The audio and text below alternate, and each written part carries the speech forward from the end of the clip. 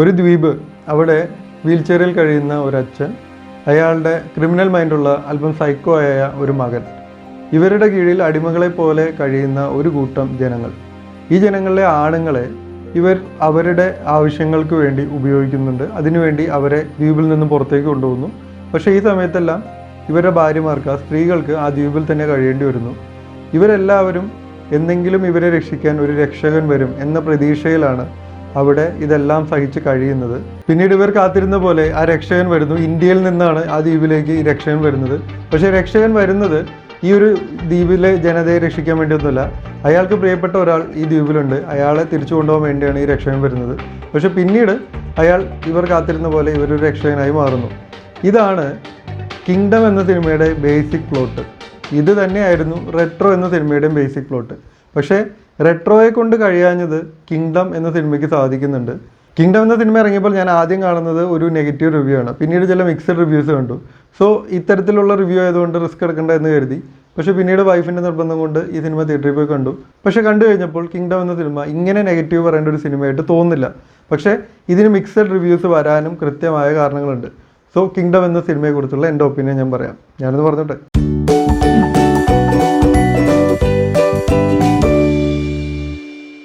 ഞാൻ നേരത്തെ പറഞ്ഞ പോലെ റെട്രോ എന്ന സിനിമയുടെ അതേ പ്ലോട്ട് തന്നെയാണ് കിങ്ഡം എന്ന സിനിമയ്ക്കും വരുന്നത്. പക്ഷേ റെട്രോയ്ക്ക് പറ്റിപ്പോയത് ഒരു പോയിന്റ് കഴിയുമ്പോൾ റെട്രോയിലെ ക്യാരക്ടേഴ്സിനെ നമുക്ക് സീരിയസ് ആയിട്ട് എടുക്കാൻ പറ്റാത്തൊരവസ്ഥയിലേക്ക് വന്നു. സോ അവരെല്ലാം ചെയ്യുന്നത് വളരെ സില്ലി ആയ കാര്യങ്ങളാണ്. അവരുടെ റീസൺസ് ഒക്കെ വളരെ സില്ലി ആയിട്ട് ഫീൽ ചെയ്തു. അങ്ങനെ വരുന്നതുകൊണ്ട് കുഴപ്പമൊന്നുമില്ല, നമുക്ക് സിനിമ ചുമ്മാ കണ്ടിരിക്കാം. പക്ഷേ ഈ സില്ലി ആയ ആൾക്കാർ വളരെ സീരിയസ് ആയ ഇമോഷൻസും സീരിയസ് ആയ മോട്ടീവും ഒക്കെ കാണിക്കുമ്പോൾ നമുക്കത് അംഗീകരിക്കാൻ കുറച്ച് ബുദ്ധിമുട്ട് വരുന്നു. നമുക്ക് അതിലോട്ട് ഇൻവോൾവ് ആവാൻ പറ്റാതെ വരുന്നു. അങ്ങനെ നമുക്ക് ആ സിനിമയുമായിട്ടുള്ള കണക്ഷൻ വിട്ടുപോകുന്നു. അതാണ് റെട്രോയിൽ എനിക്ക് സംഭവിച്ചത്. പക്ഷേ കിങ്ഡം എന്ന സിനിമയിലേക്ക് വരുമ്പോൾ ഇതിലെ കഥാപാത്രങ്ങളായിക്കോട്ടെ, അവരുടെ സിറ്റുവേഷൻസ് ആയിക്കോട്ടെ, ഇതിൻ്റെ കഥാഗതി ആയിക്കോട്ടെ, എല്ലാം വളരെ സീരിയസ് ആയി തന്നെയാണ് എഴുതിയിരിക്കുന്നതും അതേപോലെ തന്നെയാണ് ഇത് പ്രസൻറ്റ് ചെയ്തിരിക്കുന്നത്. ഇതിൽ പ്രധാന ക്യാരക്ടർ അവതരിപ്പിക്കുന്നത് വിജയ് ദേവരകൊണ്ടയാണ്. പക്ഷേ വിജയ് ദേവരകൊണ്ടയുടെ ക്യാരക്ടറിനെ മാത്രമല്ല ഫോക്കസ് ചെയ്യുന്നത്. ഇതിൽ വിജയ് ദേവരകൊണ്ടയുടെ ഇൻട്രഡക്ഷൻ വളരെ സിമ്പിളാണ്. ഇതിൽ ഏറ്റവും ടൈം എടുത്ത് ഒരു ഇൻട്രോ ചെയ്യുന്നത്, അതായത് നല്ല രീതിയിൽ ബിൽഡപ്പ് ചെയ്ത് പിന്നീട് മുഖം കാണിക്കാതെയുള്ള കുറേ സീനുകൾക്ക് ശേഷം അവസാനം മാത്രം ഫേസ് റിവീൽ ചെയ്യുന്ന രീതിയിൽ ഒരു ക്യാരക്ടർ ഇൻട്രഡക്ഷൻ ചെയ്യുന്നത് സത്യദേവിൻ്റെ ക്യാരക്ടറിനെയാണ്.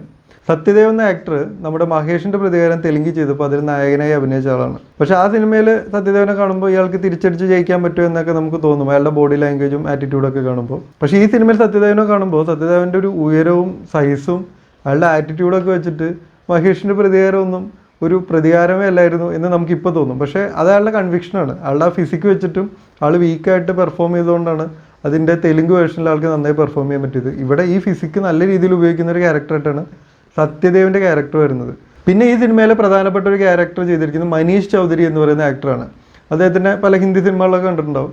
അദ്ദേഹത്തിൻ്റെ ക്യാരക്ടർ ഇതിലെ വളരെ ഇമ്പോർട്ടൻ്റ് ആയിട്ടുള്ള ഒരു ക്യാരക്ടറാണ്. പക്ഷേ ഇതിലെ നായികയായിട്ടുള്ള ഭാഗ്യശ്രീക്ക് വളരെ കുറച്ച് സീനുകളേ ഉള്ളൂ. പക്ഷേ ഈ സീനുകളെല്ലാം തന്നെ സിനിമയിലെ പ്രധാനപ്പെട്ട സീനുകളാണ്. അല്ലാതെ വെറുതെ നായകൻ്റെ ഒരു ലവ് ഇൻട്രസ്റ്റ് എന്നുള്ള രീതിയിലല്ല ഭാഗ്യശ്രീ ഇതിൽ വരുന്നത്. പക്ഷേ സ്ക്രീൻ ടൈം എടുത്ത് നോക്കുമ്പോൾ വളരെ വളരെ കുറവാണ്.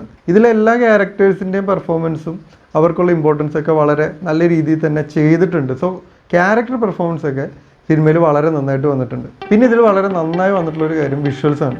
വിഷ്വൽ എന്ന് പറയുമ്പോൾ സിനിമാറ്റോഗ്രഫി മാത്രമല്ല, നമ്മളൊരു സിനിമ ഒരു വേറെ നാട്ടിൽ പോയി ഷൂട്ട് ചെയ്യുമ്പോൾ അവിടുത്തെ ഒരു ടെറൈൻ, അവിടുത്തെ ഒരു ലൊക്കാലിറ്റിയൊക്കെ കൃത്യമായിട്ട് ഉപയോഗിക്കണം. ഈ സിനിമയുടെ ഫസ്റ്റ് ഹാഫിലെ ചില ആക്ഷൻ സീക്വൻസിലൊക്കെ ശ്രീലങ്കയിലെ ആ ഒരു ടെറൈൻ കൃത്യമായിട്ട് യൂട്ടിലൈസ് ചെയ്തിട്ടുണ്ട്. അത് കാണാൻ തന്നെ ഒരു സന്തോഷമാണ്. ചില സിനിമകൾ നമുക്കറിയാം, അവർ ചില രാജ്യത്ത് പോയി എന്ന് പറയും, അങ്ങനെ പോയിട്ട് ഷൂട്ടും ചെയ്തിട്ടുണ്ടാകും, പക്ഷെ അതിന് വലിയ ഇമ്പാക്റ്റ് ഫീൽ ചെയ്യില്ല. പക്ഷേ ചില സിനിമകൾ ഇത്തരത്തിൽ ഏതെങ്കിലും ഒരു ടെറൈൻ മാറുമ്പോൾ തന്നെ ആ ടെറൈനെ പരമാവധി ഉപയോഗിക്കുമ്പോൾ തന്നെ നമുക്ക് വേറൊരു സ്ഥലത്ത് എത്തിയ പോലത്തെ ഒരു ഫീലും, നമ്മൾ കണ്ടിട്ടില്ലാത്ത കാഴ്ചകൾ കാണുമ്പോൾ തന്നെ നമുക്കൊരു ഫ്രഷ്നെസ്സാണ്. അത് കൃത്യമായിട്ട് കിങ്ഡം എന്ന സിനിമയിൽ നല്ല രീതിയിൽ ഉപയോഗിച്ചിട്ടുണ്ട്. പിന്നെ ഇതിൽ പറയാനുള്ളത് BGM ആണ്. ഈ സിനിമയിലെ പല സീനുകളും അനിരുദ്ധിൻ്റെ BGM കൊണ്ടാണ് നല്ല രീതിയിൽ എലവേറ്റ് ചെയ്ത് വെച്ചിരിക്കുന്നത്. സോ BGM വളരെ നന്നായിട്ട് അനിരുദ്ധ് ചെയ്തിട്ടുണ്ട്. പിന്നെ ഈ സിനിമയുടെ ബിഗ്ഗസ്റ്റ് ടേക്ക് അവേ എന്ന് പറയുന്നത്, സർപ്രൈസ് ഫാക്ടർ എന്ന് പറയുന്നത് വെങ്കിടേഷ് എന്ന ആക്ടറിൻ്റെ പെർഫോമൻസ് ആണ്. ഇതിൻ്റെ ഓഡിയോ ലോഞ്ചിൽ വെങ്കിടേഷ് സംസാരിച്ച ഒരു സ്പീച്ച് ഉണ്ട്, തെലുങ്കിലാണ് പുള്ളി സംസാരിച്ചത്. അത് നിങ്ങൾ പലരും കണ്ടിട്ടുണ്ടാവും. അവിടെ ഭയങ്കര കോൺഫിഡൻ്റ് ആയിട്ടാണ് പുള്ളി സംസാരിക്കുന്നത്. അപ്പോൾ നമുക്കും ചെറിയൊരു പേടി തോന്നും, ഇവന് ഇത്തിരി ഓവർ കോൺഫിഡൻ്റ് ആയി പോയതാണോ എന്ന് തോന്നിപ്പോകും. പക്ഷേ ഈ സിനിമ കണ്ടു കഴിഞ്ഞാൽ വെങ്കടേഷ് ആ സ്റ്റേജിൽ പറഞ്ഞതിന് ഒരു കൂടുതലും ഇല്ല എന്നുള്ളത് നമുക്ക് ശരിക്കും ഫീൽ ചെയ്യും. കാരണം ഈ സിനിമയിൽ ഒരു സർപ്രൈസ് പാക്കേജാണ് വെങ്കടേഷിൻ്റെ പെർഫോമൻസ്.